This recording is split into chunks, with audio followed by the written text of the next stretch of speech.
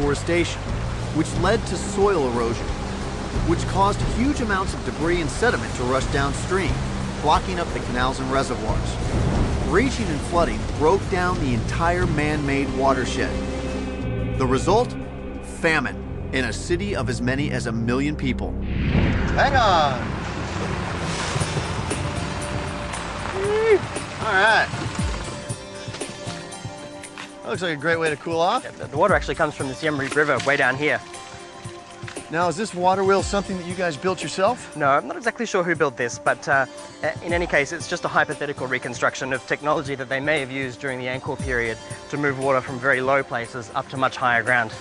It's important to remember that this is not a natural river. This is an artificial canal which was built by the Khmer people. So this is one of those canals we saw from the helicopter. Exactly, yeah. This is the big one that we saw from the helicopter yesterday. The important thing about this site is it shows us the difference between the water level of the river way down there and the original level way up there where we got out of the Jeep. As the water receded, ancient technology like this could not have kept pace with the needs of the Khmer. As you can see, not a huge amount of water actually comes out of this. These little tubes and the water that they contain obviously wouldn't have been enough to fill rice fields or the moats of temples like Angkor Wat on a regular basis. So what we're seeing is a drastic change in the canal structure over time. Exactly, yeah. I mean, this is just a very clear example of a river down cutting. And if you have the water down there and the rice fields and the moats that you need to feed the water into are way up there, then obviously you're going to end up in deep trouble. This is just one example of it here, but probably the clearest example of it is just up the river a little bit. We should go take a look. Okay. To see hard evidence of what brought down the Khmer, Damien and I jump in a boat.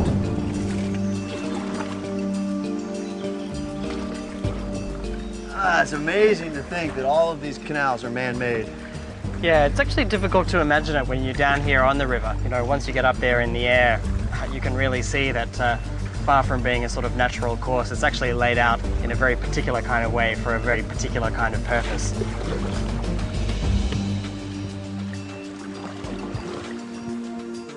Damien points out that this hill represents the difference between what the water level of the river once was and what it is today. So what do we have here? Believe it or not, this is actually a bridge. These are its arches right here.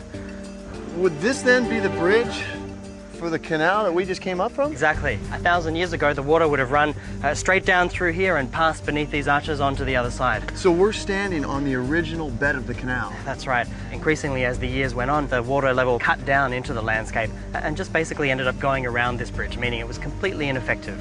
This is a drastic change. Yeah. Is this happening all across the empire? It is. The thing is, when you start to get unpredictable water flows, things like flooding, too much or too little water, which starts to cause this down cutting and these diversions in the rivers, then all of a sudden you end up with extremely serious problems. Is it fair to conclude from all of this that the Khmer could have over-engineered their empire? I think with the evidence that's coming to hand now from excavations and from the aerial surveys, I think it really supports that conclusion. So I think what you're saying is probably a fair assessment of what actually happened here.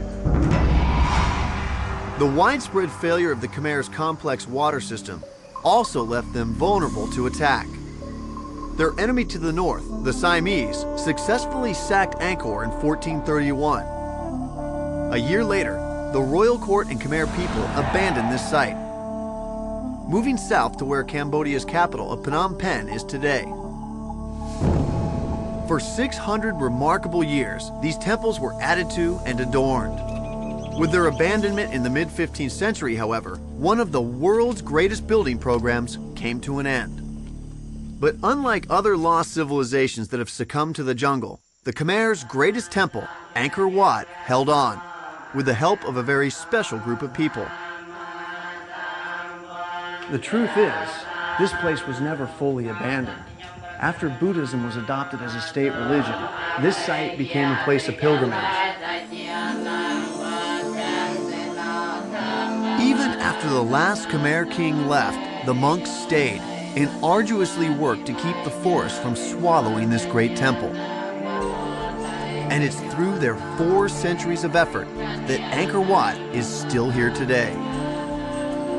For many, Angkor Wat evokes a romantic tale of a 19th century explorer stumbling upon a lost civilization. But I came here to plumb the deeper mystery, to finally understand the real story behind the rise and fall of an amazing empire. Today, the Cambodians are so proud of their legacy, they're the only country to adorn their national flag with an image of a ruin. Angkor Wat, the ultimate symbol of majesty and mystery.